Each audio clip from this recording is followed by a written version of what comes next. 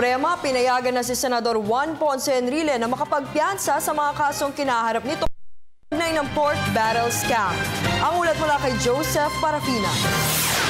Sa wakas, pinayagan na ng Korte Suprema na makapaglagak ng piyansa si Senador Juan Ponce Enrile sa kinakaharap nitong kasong plunder kaugnay ng multi-billion pork barrel scam.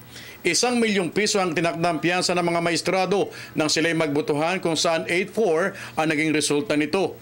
Isusunod na lamang ng Korte ay iba pa mga terms and conditions hinggil sa nasabing desisyon.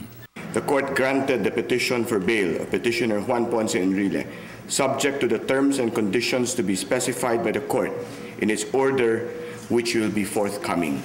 Matatandaan na nagsampa ng petisyon sa Korte Suprema ang Senador dahil naman sa mga argumentong di siya pinapakinggan ng Sandigang Bayan sa kanyang mga niyahaing argumento. Para sa Korte Suprema, kinakailangan patupad kaagad ang desisyon nilang ito. Madaling panahon. Para sa Telebisyon ng Bayan, Joseph Parafina.